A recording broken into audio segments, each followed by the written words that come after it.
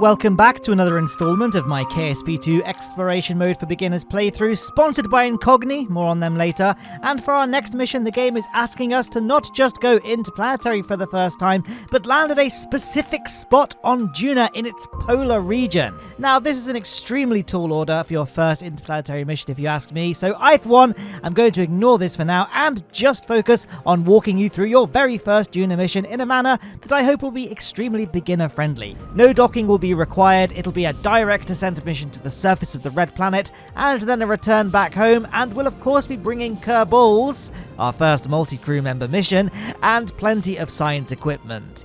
If you're playing along, then this is my current tech level in R&D. Don't worry if you haven't got the nuclear engines yet. This mission is going to be using simple old Methalox engines for every stage. Here we are in the vehicle assembly building, let's get building. Now, if you want to design your own rocket rather than copy mine, then you can use the Trip Planner tool to make sure that each stage has enough delta V. Make sure you have your destination set to Duna and that it's planning for a round trip. Now, just bear in mind that for some of these steps, we can use aerobraking and parachutes to render the numbers essentially zero. For example, capturing and landing on Duna will cost us basically nothing in terms of fuel, and re-entering and landing back on Kerbin will once again be zero, rather than over 3 kilometers of delta V. So that's something to bear in mind. Anyway, let's get building. We're going to start with the Mark 1-3 Gumball command pod. So we can take 3 Kerbals with us rather than just one. We're going to add the blue-topped parachute rather than the orange-topped parachute to the top, as well as 2 supplementary side parachutes like that. Just help with slowing down on Duna because its atmosphere is very thin. We also need to add a medium-sized heat shield followed by a medium-sized decoupler, and then we're going to add a cargo bay. Medium-sized one there. We can open that up. We'll carry on with that a little bit later on. Let's build the rest of the lander first. Medium-sized fuel tank, the second largest medium-sized one, as well as a poodle engine and 4 landing legs. 1, 2, 3, 4 in symmetry, making sure the legs extend below the bell of the poodle, which they do. We're also going to add some means of the Kerbals getting on and off the lander because their EVA packs, they don't really work that well on Duna. So we need to make sure they can actually climb up this lander to get back on board. 2 ladders looks good enough. Now we can retract those again. And then we're going to go back to the cargo bay. We're going to add a few things. First of all, we're going to add some batteries. And in fact, in order to charge these batteries, you need to add some static solar panels to the sides of the vessel. We do have extendable solar panels, but these ones, they can't be retracted, which is not going to be very helpful because they'll get destroyed when we enter Duna's atmosphere. So we want the static solar panels.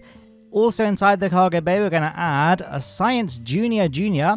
We've never used this before. Don't want 8, just 1. Thank you. But it weighs half the mass of the normal Science Junior, and it doesn't actually give you any less science for using it rather than this one. The trade-off for this being that it's quite hard to integrate to the side of a vessel and it messes up your aerodynamics. But if you hide it inside a cargo bay, it's fine. Then we can also add the little sniffer as well inside the cargo bay, and then we can close off those doors. And that there is our Duna lander constructed. Now, I know I talked about the construction of the lander fairly quickly, but this is episode 7 in my playthrough series at the end of the day, so hopefully you're familiar with rocket construction now. The next stage is going to consist of this fuel tank and this fuel tank together with a poodle engine. That's going to be our interplanetary transfer stage. Underneath that is going to be the core stage of the rocket itself, which is going to consist of 2 of the largest fuel tanks we have available to us, powered by the most powerful engine. This is going to be supplemented by 4 side boosters in symmetry like that, and each side booster is going to consist of 3 FLT 800 fuel tanks like that, each powered by a Reliant engine and each capped off with an aerodynamic nose cone. And we're also going to add some Separatrons to them like this, so that when they detach, they are definitely being pushed away from the core of the rocket, aren't going to smash into it. In order to facilitate this even further, we're going to offset them so that the engine bell of the Reliance are just slightly below that of the core stage engine. We're going to finish the side boosters off by connecting them via a strut to the center. And we're going to add some fuel lines as well, just so that when the 5 engines are burning in our first stage, let's just sort the stage out now, they're only pulling fuel from the side boosters. When the side boosters detach, the core is going to be left fully fueled. That's the most efficient way of flying a rocket like this. Then we're going to add some launch clamps for stability. And I believe, just making sure the staging all looks correct, that is the rocket completed. Oh, almost forgot. Got to make sure the launch clamps are in stage 2 rather than the first stage. And there we are. And then we can fade across to the launch pad, where, as you can see, I've decked this thing out with a spicy paint job off camera. And our crew members are ready. Valentina, Timsy, and Jebediah wait a second. That's not Jebediah Kerbin. This must be an imposter, stealing Jeb's identity, likely obtaining everything they needed from a breach from a data broker. If only Jeb had used Incogni, an extremely valuable tool in helping control who has access to your personal data online, keeping it safe from trackers and dodgy brokers, who has sponsored this video. I actually really believe in Incogni's mission, and I use their services myself. Your personal details are out there being sold and distributed by brokers to all manner of sites and databases, and it's only a matter of time before one of these sites inevitably suffers a data breach. Incogni helps ensure you're protected from this by contacting data broker companies, requesting removal of your name from their databases, keeping your information secure and private. Like poor old Jeb Kerbin, in the wrong hands, your data can be bought and sold by nefarious parties, resulting in consequences like bank loan and credit card denials, raising in insurance rates, and even identity theft, or at the very least can leave you far more prone to manipulation and social engineering. The Identity Theft Resource Center's 2022 annual data breach report found that the number of victims was up by 41.5% from the previous year, so the dangers are only getting worse. There are a lot of affordable payment plans with Incogni, and I have to say that their annual subscription is a great deal, as with it, Incogni will continually send removal requests to brokers while your subscription is active, so your data is removed and also stays removed. So join me and countless others in saying goodbye to data breaches and hello to peace of mind. And here's my deal for you. The first 100 people to use my exclusive code MATTLOWNE will snag an amazing 60% off on Incogni's services. So don't wait. Click the link in the description to shield your privacy with Incogni today. To be honest, it's actually a good thing we can't launch quite yet because there is something I haven't done yet. So let's just revert back to VAB and then we'll go to the Kerbal Space Center. Then we're going to go to the tracking station because unlike going to the Mun and Minmus, we need to do a bit of planning in order to get to Duna. We need to launch at a Duna transfer window. That is the place, let's just destroy whatever debris this is. That is where Kerbin and Duna need to be in the right place for us to get there. So at the moment, Duna maybe is about 100 degrees ahead of Kerbin. If you draw a line from Kerbin to the sun to Duna, it's about 100 degrees right. The transfer window to get to Duna efficiently is where Duna needs to be 45 degrees ahead of Kerbin. So you draw a line from Kerbin to the sun to Duna, needs to be about a 45 degree angle at the sun. So let's just right click the sun, focus, and then we'll just do some time warp and just eyeball it. At the time of this video going live, so you can check its upload date, there is currently no in-game transfer window planner. You just have to eyeball it like this. Or if you really want to be nerdy, you can hold a protractor to your computer monitor. I've always found that eyeballing is fine, to be honest. It doesn't need to be hugely precise. I think we're coming up to about 45 degrees there, aren't we? Maybe about there. Just stop time warp and have a look. I find it's easy to try and line Kerbin and the sun to be sort of flat along, sort of flat like that. And then that's 90 degrees there. So we might have overshot a little bit. But to be honest, I think that's good enough. Let's go back to the Kerbal Space Center. Yep, it's still daytime. It's just nice to launch in the day, isn't it? And then we'll grab our rocket. Hopefully Jebediah has sorted out his security issues and we can get him back on board. So there's Tamar, there's Jebediah. All nice and safe. Let's have another go at launching this rocket. Okay, so here we are on the launch pad. Now, before we launch, I'm going to open up our cargo bay. And we're going to right-click this little thing here. That's the little sniffer experiment, which is the new experiment that we have. We can now close the cargo bay. Now, watch this for a second. I'm going to just launch this rocket. Here we go. Stage the clamps. Now, we're going to run our science experiments here. And as you can see, aha! A countdown has begun because we now have an atmospheric experiment. Let me try that again. We now have a science experiment that can analyze atmospheres. So we can do an atmospheric experiment whilst we ascend in Kerbin's atmosphere, but this is crucially going to give us a lot of science when we get to Duna, because of course Duna has an atmosphere as well. But this takes some time, so that's what I wanted to draw your attention to there. Then we can focus on the rest of the ascent, which I'm not going to do too much talking about at this stage because, you know, again, as I said earlier, this is episode 7 of this playthrough. I've covered how to get to orbit to death at this point, so if you're still struggling to get to orbit, I probably would not advise attempting a Duna mission at this stage in your space-faring career. Well, isn't that nice? Such a breath of fresh air to have a big chonky rocket like this versus the spindly ones we've been flying so far. We actually are rolling a little. Let's try and get that back straight again. Oh, no, there go our side boosts. We can stage those.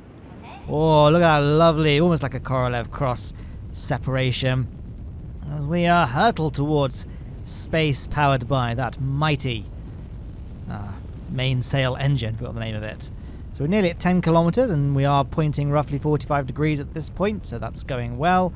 We'll continue the ascent. Could probably speed the footage up a little bit because you guys want me to get to the exciting parts of the mission, which this point is not getting to Kerbin orbit. Now, I probably could have maybe improved this rocket's design by adding some fins to the bottom, because as you can see, it is rotating a little bit, but you know, that's okay as long as we're following kind of the gravity turn trajectory that we need. It doesn't really matter a huge amount that it's rolling very slowly. Obviously, would matter a bit more if it was rolling very fast and starting to cause the whole thing to veer off course, but it isn't, so it's not that big of a deal. And you can see our atmospheric research is still running because the little titration flask to the left of the screen where the vessel actions are, it's got that kind of green flash. Aha! There we are! Experiment finished successfully. So we've got our data from Kerbin's atmosphere, and that was it actually. We can resume speeding the footage up as we reach orbit. Again, this tutorial is not going to focus too much on how to get to orbit at this stage. I'll leave it as an exercise to the viewer.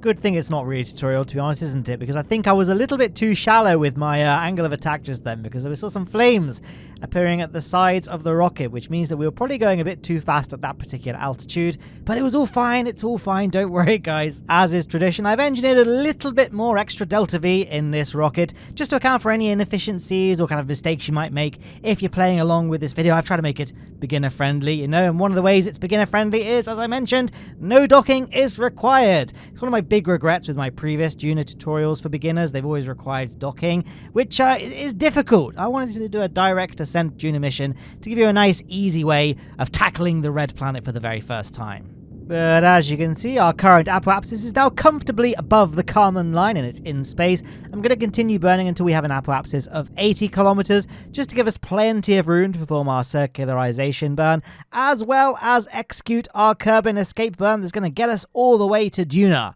Although we are going to have to do an interplanetary course correction burn along the way, but let's not get too ahead of ourselves. We can just time warp our way up to our Kerbin apoapsis. We can open up the map screen actually and make a maneuver plan just before the apoapsis point. Drag on prograde until you see apoapsis and periapsis swap around, and then, you know, that's a good one. We can go ahead and execute the burn. So 3, 2, 1, and go. It is a very short burn, as you can see, and as you can see, they're starting to swap in there. Perfect. Beautiful circularization around Kerbin. And now we can start thinking about getting to Duna. So this isn't super easy, but once you've got the hang of it, it's not too difficult. So we're going to zoom out, right-click Duna, set it as our target. There we are. Now we're going to make a maneuver plan, I guess, around here, just so that our orbital line is kind of going directly ahead along Kerbin's orbit like that. Obviously, I've dragged out on prograde into on an interplanetary trajectory, and actually, I've probably massively overcooked that. Probably wants to be about 1,200 meters per second in terms of the budget, so I like to just get a burn that's about exactly that. So let's get that nice round number. 1,200, beautiful. And then we've got our target nodes here, so we're getting close. What I like to do now is just grab the maneuver plan. So grab the center of the node, and you can just drag it and sort of move it around in circles around Kerbin's orbit, or around your orbit around Kerbin, I should say. And as you can see, we've got an encounter just there by doing that. So actually, it looks a bit inefficient, right? We're going quite high above Duna's orbit still, so we might be able to make this a bit more efficient by just reducing the cost of the burn by dragging on retrograde. So we can kind of do a combination of the spin trick I just taught you. So there we are. And also playing around with retrograde and prograde. So actually, we might have lost... Oh, no, there you go. Our number 2 encounter there. So can we push on retrograde, try and get those to line up? There we are. Look at that. Look at that. We've saved an amazing 15 meters per second of Delta V. And we can right-click Duna now and press focus and just ensure there is an orbital line going past it. No, there isn't. So I obviously didn't quite get the encounter. I thought I did. Let's just find the maneuver plan. Do a bit more fine-tuning. There we are. There's the encounter. And there's our orbital line going past Duna. Perfect. Can we get it directly above or below Duna? Well, directly below Duna for me, but there you go. I think that looks pretty good. We can't get it hugely close because we're in Kerbin's sphere of influence, so we're just going to focus on getting an encounter with Duna's sphere of influence before we start planning to get a closer approach, but that's a good initial kind of setup. Now we're going to point the ship towards the maneuver node on the nav board by using the auto SAS tools. There it is, approaching just there. And then once we're pointing in the right direction, we can initiate some time warp to get there. Now, the burn is going to be 1,183 meters per second. We don't quite have enough in this stage. We are unfortunately going to be leaving some space junk in interplanetary space. But it's okay, you can destroy it in the tracking station. I know for my videos I like to sort of drill in the mantra that we don't leave junk in space, but really, I don't really want it to be a thing that beginners worry about. Don't worry about littering space. You know, we humans certainly didn't worry about that when doing things like the Apollo program and all that. And now you can just watch the burn happen. Now we can use time warp at this point. I don't like going too much faster. I don't like using all of it because, I don't know, it gets a bit, twitchy. You have to drop out of time warp completely right before your burn stops, because no matter what you're doing in time warp, you can't change your throttle. And obviously we want to be able to change our throttle to 0 once the burn is done, right? So let's see. Once we get to about 10 seconds or 20 seconds, and that's pretty good. So burn's going well. Let's go to the map screen and see what's happening. So obviously we want our blue line to match our yellow line, which is what the maneuver plan is doing. However, the maneuver plan, doesn't always perfectly predict what your burn is going to do. So right before it's over, I'm actually going to close this and we can just manually watch things. Aha! We've run out of fuel, so let's stage and continue. Oh, let's get back to where I was. Let's cut the throttle so I can get back to where I was on the map screen to show you guys this. So we're kind of nearly there, aren't we? So we're going to kill the throttle now and just delete the maneuver plan. And then we're just going to manually watch for those approach. Oh, that was a... So it was a bit of a blink and you miss it, wasn't it? So it's obviously going to be a bit of a precise thing. So we can right-click the Poodle engine and just set its thrust limiter to something nice and low, like 11% in this case. Then we'll burn in the opposite direction we were just burning, so we can get that encounter back. This is a disaster. I was hoping I get it right first time for the sake of this tutorial, but there we are. We have regained our Duna encounter. Let's just continue burning until we get it where we want it to. That is perfect. Now, two things. Set the thrust back to where it was, because trust me, you will forget to do that later on. And we can make a quick save. And now, no experiments to run, so that's good. We can just time warp and leave Kerbin's sphere of influence. Say goodbye, Kerbin. There we go.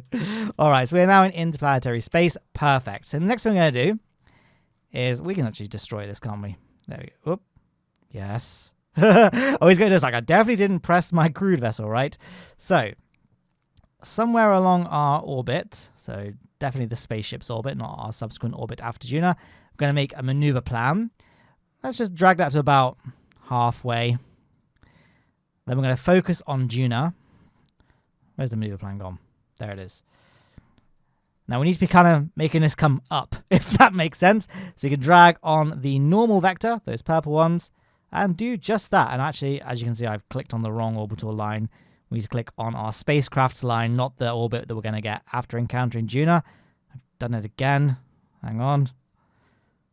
There we go. Right, so we're going to drag on normal. As you can see, we can raise it up perfectly. Excellent. Now again, you don't have to be worried about getting things too precise. But we want to be trying to aim to kind of encounter Duna's equator. Now we're actually getting a bonus little Ike encounter, which would be great because it gives us a bit of extra science. Don't worry if you don't get an Ike encounter though. That was purely luck on my part. In fact, it doesn't matter if you won't get that much extra science for encountering Ike. Right, now we can just time warp to that maneuver plan that we just, planned. And then we can go ahead and execute. Now we are out of communication range. Now don't worry, this doesn't really have any real consequences for us. It just means we can't broadcast any data back to the Kerbal Space Center. Oh, I've massively overshot my maneuver plan, so let's just interrupt myself and go ahead and execute that. Again, you don't have to be too hugely precise with these interplanetary distances because it's so large. But as you can see, it's only 17 meters per second burn, so I'm not going to use full throttle for this because it's going to be a very small burn. Let's check the map screen. See how things are looking here. I did overshoot that by quite a bit. Whoops. But as you can see, it was all fine. So we are going to have to make a minor course correction because of my idiocy. So let's create another maneuver plan. And so we can get our orbit line to be a little bit closer to Duna like we wanted. So we can drag on the normal vector. No, not the normal vector. The radial vector. I don't know what our Duna periapsis is. But again, don't worry, as long as you've got a fairly low Duna periapsis, because we can do our final kind of modifications either as we get close to Duna or once we enter Duna's sphere of influence. Okay, so now that maneuver is planned. It's in a couple of hours' time. Let's point in the right direction first and then time warp to it. Okay, we're 15 seconds away. I'm going to take this opportunity to right-click the Poodle, reduce its thrust limiter again, because as you can see, it's 0 meters per second velocity change. So it's going to be a tiny burn, so we don't want to overshoot. So by setting the thrust limiter to about 10%, it's going to help make sure things are nice and accurate. Look at that. 30% throttle at 10% thrust, and we basically did it very, very quickly. So one of the annoying things about KSP2 is the map screen view changes every time you leave it. So let's see. Get that nice and close. Or even closer than my maneuver plan predicted. That might be too close, to be honest. But let's not worry about it too much. We have our Duna encounter. That's all we need. Let's reset our thrust limiter, make a quick save. And now we are just going to head to Duna. So let's initiate some time warp until we enter the red planet sphere of influence. Okay, and then as we approach that sphere of influence change, we're going to drop down our time warp a little bit so that we don't accidentally end up time warping way past Ike and Duna. Here we go, nearly there, and boom! We have entered the sphere of influence of another celestial body for the first time. Or I say another planet. We've entered Mun and Minmus' sphere of influence before, haven't we? So now let's focus on Duna. We can right-click it. Oh, now interestingly, our orbit seems to have changed. We're now on a collision course, which is not what we want. We want to be encountering its atmosphere so that we can get some aerobraking done. So let's go ahead and raise our periapsis. So we're going to point radial out using auto SAS. Then we're going to do a very small burn. I'm going to aim for 35 kilometers in altitude. So there's 20, we'll leave it at 30 for now and do the last 5 kilometers as we get a little bit close to the planet. It's a bit easier to do the precision bits the closer you are. So now we can run some science from space high above Duna, and then we can start thinking about time warping down and getting our bonus little surprise. Didn't realize I was going to get one Ike encounter. So we can get a little bit more extra science to play with once this mission is concluded. So here we are encountering Ike. There we are. We can exit the map screen and click the little science button to run our research experiments. Of course, there's an atmosphere here, so the little sniffer, whatever it's called, doesn't need to do any running here. And then we can time warp again and think about raising our Duna periapsis to the desired height, which, as I mentioned, was about 35 kilometers, something like that. So here we go. There you are, 35,393. I think that's good enough. Let's time warp down and enter the atmosphere. Now, we can start running some experiments here. We've got the little sniffler, which we can start running because, of course, we are now in the atmosphere. And there we are. Now, one thing you can notice, we've got a bit of a temperature gauge showing up on the cargo bay. It looks like it's about to overheat and explode, in fact. So we can point retrograde now so that it's not really bearing the brunt of any re-entry heating anymore. Well, it's not really re-entry, is it? It's entry heating. It's all focused on the engine. I'm also going to deploy the landing legs as well, just to create a bit more drag to help slow us down. Now, personally, I think it's a bug. The cargo bay seems ridiculously sensitive to heating, so I think that's going to get a buff sooner or later, but for now, we'll play it like this. So, as you can see, we're starting to ascend, and we're not captured around Duna yet. So, and also the engine's starting to get very toasty, isn't it? So I think at this stage, it's worth firing the Poodle engine, just to ensure that we're definitely decelerating so that we can sufficiently capture around Duna. Let's take a look at the map screen and watch that orbit line swing around. We can initiate some time warp as well, just to speed things along. Here it comes swinging around. As soon as it captures, we're going to kill the throttle, because then we can do the rest of the capture just using aero brake passes. And there we are. We are now captured in Duna's sphere of influence. We're not going to be leaving again. So now it's just going to be a case of time warping around a few times, doing a few more passes through Duna's atmosphere to gradually lower our apoapsis. And this is kind of a bit of a point of contention of mine. You see, to be honest, guys, I tested this mission out. I didn't have the cargo bay. I just stuck the sign. Oh, I messed up my time warp just there. Went through Duna's atmosphere. Let's just try that one more time. I tested the, make sure this vehicle could withstand entry into Duna's atmosphere. I didn't have the cargo bay though. I just slapped everything onto the fuel tank, like the batteries and the science experiments. I just entered, pointing radial out to generate as much drag as possible, and it was all fine and dandy. And I thought, for the mission, I'll just put it all in a cargo bay. This is nice and neat. Doesn't add any more, doesn't detract our delta V very much, so I know it'll work, and it was great. And that's when I realized that the cargo bay has pathetic heat tolerance. So to be honest, you might be better off just sticking everything onto the outside of the vehicle and not bothering with a cargo bay, but That seems absurd, right? It has to be a bug that the cargo bay is this bad at withstanding heating. So I'm hoping that there'll be a patch at some point. Maybe I'll mention something to the developers that I think there needs to be a significant buff to the cargo bay, because it's clearly meant to emulate the Starship cargo bays, right? Which is, you know, made of stainless steel, which is a material that's very, very resilient to heating. So that's all I have to say about that. Now, we're getting a bit lower at this point. Our speed through the atmosphere is decreasing, so we should be safe now, lowering our periapsis height. I'm going to go for 25... Actually, I overshot a bit. I'm going to go for 25 kilometers. You can always experiment with lower if you want. Just make a quick save, and then if you explode, then try again with a slightly higher periapsis. Basically trying to strike that balance between having a periapsis low enough so that you slow down and capture and land on Duna without, you know, taking forever and a day to do so, but also high enough so that you don't, you know, overheat and explode. One upside to doing lots and lots of aero passes like this is we can run the little sniffer experiment quite a few times, because it can be run in different biomes above the surface. So I guess we are getting a bit more science by doing this many aero breaks. But yeah, it's kind of boring. They really need to buff the cargo bay's thermal resilience, I think. And like I say, the reason I kept it for this tutorial, because it has to be a bug. I don't know why they would make it so bad. Now, one thing I did do just to try and speed the process up a little bit was just pointing radial out by using auto SAS, just to increase our drag profile as much as possible. So we're going to, you know, decelerate more. Obviously, as soon as the cargo bay started showing a temperature gauge, I then pointed retrograde so that the engine would once again be bearing the brunt of entry. But look at that, we are now on a landing course. Our apoapsis is below the Duna Kármán line, so we can point retrograde and deploy our parachutes. I just quickly moved them to the stage below that final decoupler, and the UI kind of did this weird thing where it then put the parachutes in the same stage as the decoupler, so I wasn't sure if they deployed or not. So I just right-clicked them and pressed deploy in the parts manager. I also changed the deploy settings for our main central parachute to 5,000 meters, just so it deploys nice and high, giving us plenty of time to decelerate under it, because Duna's atmosphere is very tenuous at best. We kind of want the parachute to deploy as soon as possible, just to slow us down, and we are going to have to make use of the engine for our final touchdown, because the parachutes won't slow us down enough for a safe touchdown. At this stage, it's important to make sure that your altimeter, that little pink tab to the right of the nav ball, is set to ground level, not sea level. You toggle between the two by just clicking it, because the ground level is your actual true altitude in terms of how close you are to hitting the surface. Sea level is just, as the name implies, how far off sea level you are. So anyway, our main parachute has deployed. There go the secondary parachutes. Now we can just accelerate the footage a little bit. We can get ready to hit Z to throttle up. There we go. Want to keep our surface velocity to kind of below 10 meters per second for our final touchdowns. Here we go.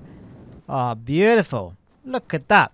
I recommend liberal use of quick save and quick load for this for the whole mission, really, because it is a bit tricky to do for the first time, but hopefully you have been just as successful as me. We can right-click our parachutes now and repack them, because of course we are going to need those again when we get back to Kerbin. But for now, well, here we are on Duna. So first things first, let's run our science experiments. There we are. Of course, one of them requires us to go outside on EVA. So let's extend our ladders. And let's get Jebediah out on EVA. He doesn't really need the ladder, does he, to get down to the surface? Look at that! Perfect stuff. Oh, doesn't he look so happy? Let's plant a flag to commemorate interplanetary. Why has it done the letters like that? Is that an Easter egg? If you type in all caps, it goes for like alternate between lowercase and uppercase. Huh. I didn't know about that. That's is that a bug or an Easter egg? Not sure. Anyway, he can get his flag out and plant it. There we are. So now we've done that, let's get Tim C. Kerbin out as well. Oh, that's a interesting thing he did to get off. Brilliant. Oh, research inventory's opened up. And let's see, we can run a surface survey with Tim C. Kerbin. And whilst he's doing that, we can get Valentina out.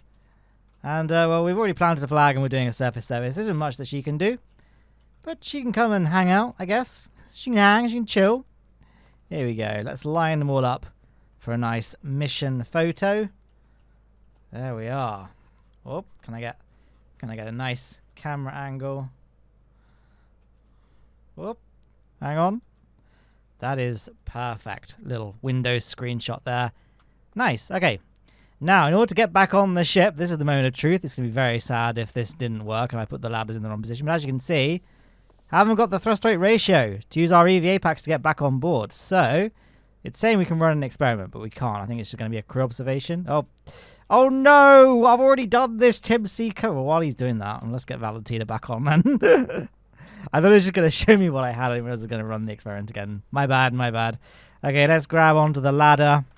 And we can waddle our way back into the ship. There we go. So you have to press F sometimes to transfer between the ladders. There we are. And we made it back on board. We can really breathe a big sigh of relief that this did, in fact, work. So, I guess at this point, I'll just walk them back in and I'll just speed the footage up so you guys haven't got to painstakingly watch me do it all in real time. And now that's done, we can retract our ladders just so we're not producing too much drag, kind of the opposite issue we had for our aero braking. And there we are, all ready to depart. Now we're going to launch in a similar way we do launch on Kerbin. We're going to head towards the 90-degree vector on the nav boards. We're going to throttle up and immediately retract our landing gear. And then we're going to start pointing. It's going to be a much more aggressive gravity turn than on Kerbin because, of course, Duna's atmosphere is much thinner than Kerbin's atmosphere. So we're just going to basically, I don't really have as much of a system when it comes to how to do a gravity turn on Duna versus how to do a gravity turn on Kerbin.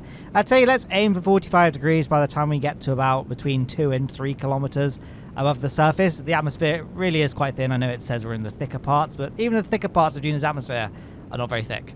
So there we are, 45 degrees at 3.5 kilometers, and that's pretty good. And then I guess we'll just carry on tipping over, but at a much more gradual pace. We don't want to stray too far from the prograde marker, but also we do want to, continue with the gravity turn. Remember, our apoapsis, once it's above 50 kilometers, we'll be in space. That's the end of Duna's atmosphere. So I think at this point, the stars are appearing. We will hold a fairly, I think this looks like a pretty good angle to hold. Can we run any more atmospheric experiments? It doesn't look like we can. We've obviously done atmospheric experiments from this part in the atmosphere, above this particular biome, I should say.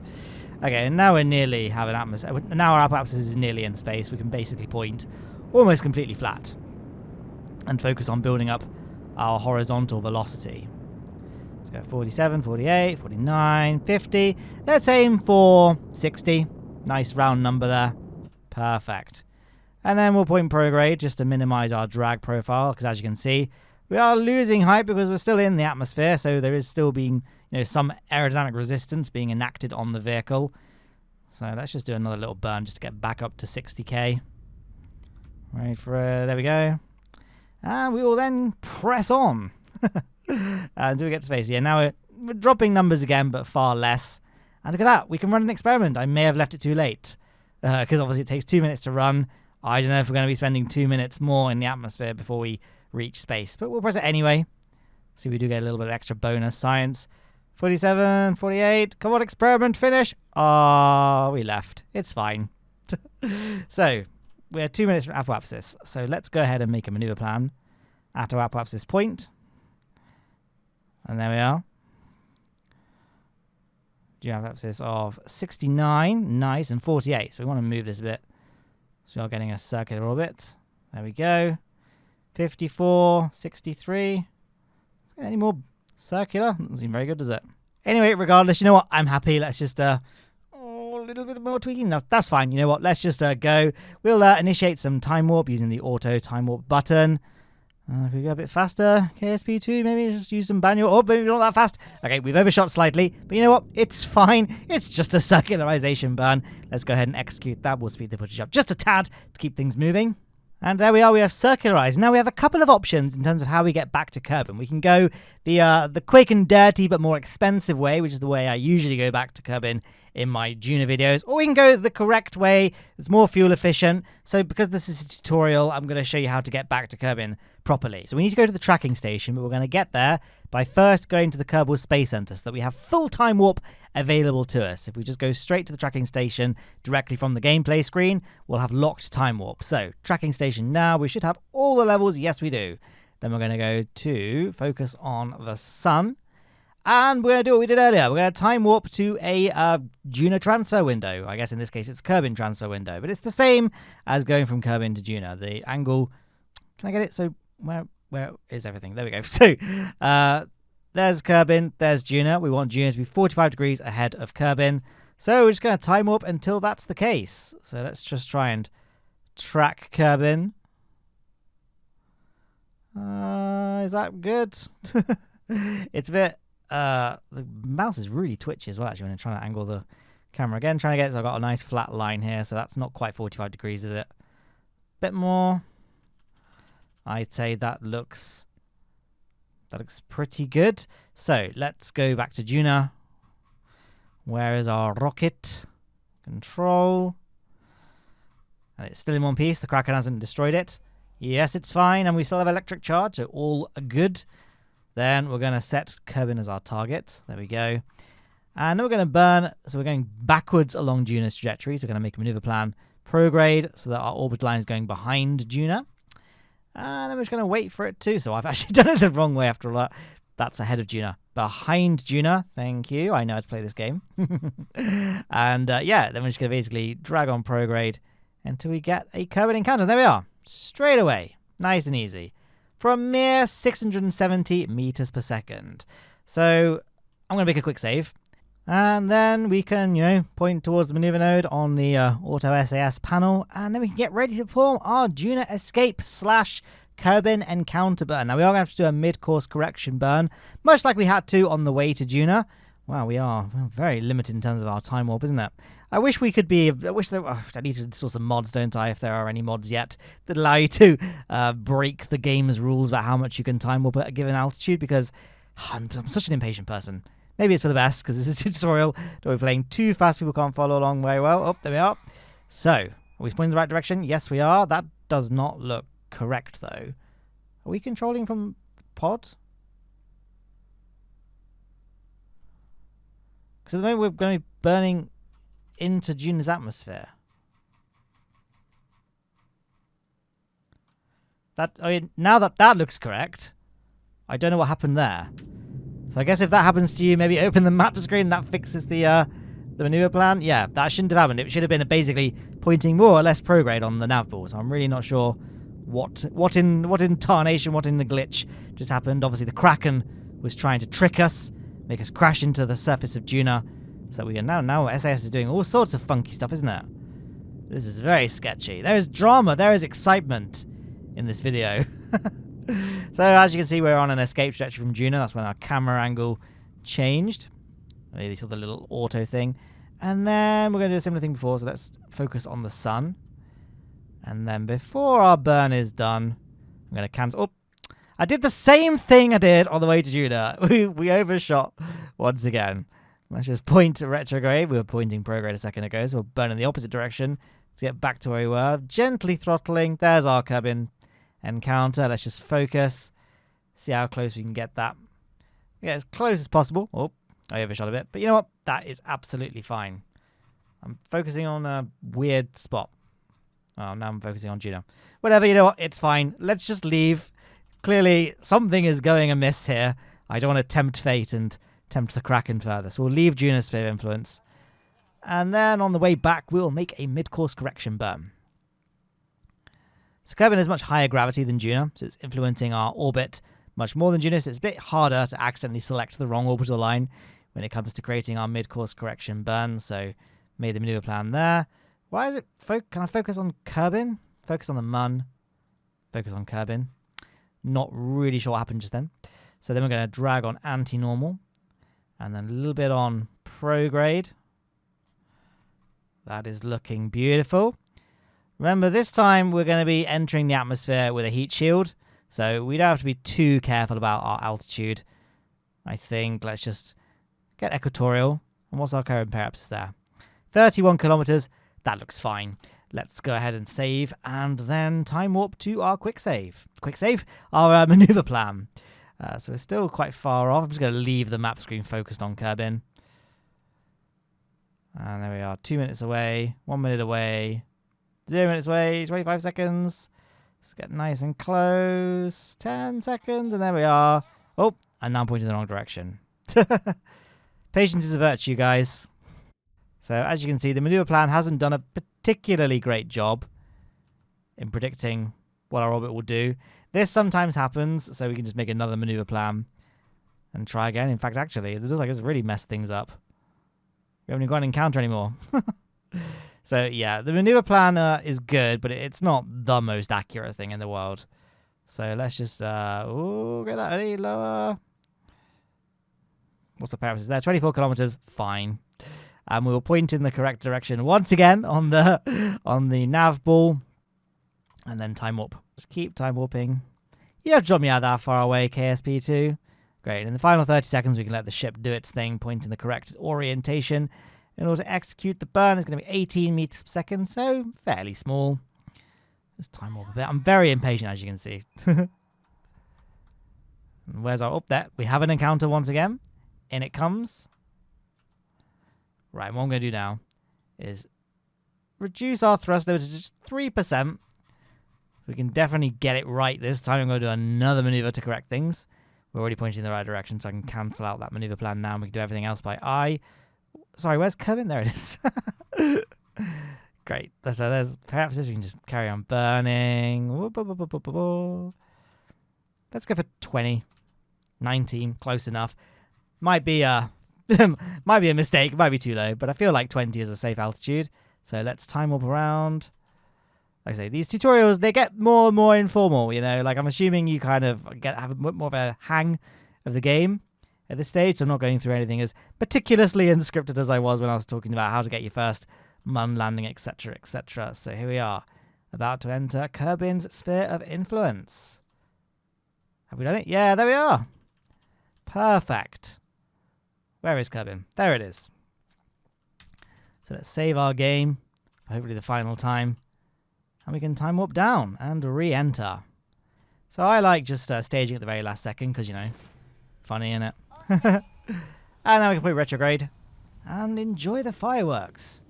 I bet after all that stress on Duna, that cargo bay is going to survive entry, isn't it? Yeah, it's not exploding yet.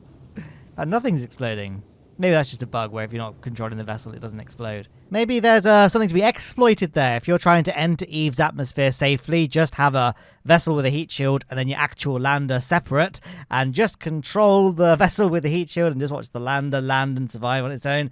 Maybe I'm just overthinking things. Either way, we're coming down under parachutes. I have sped the footage up in post because I forgot to change the deployment altitude for our main chute. So it's deployed fully at 5,000 meters above the surface, which is very, very high. So descent took a very long time. And as you can see, we're coming down at night. So not the most interesting thing to watch. I'm speeding it up. And here we are coming down, splashing down.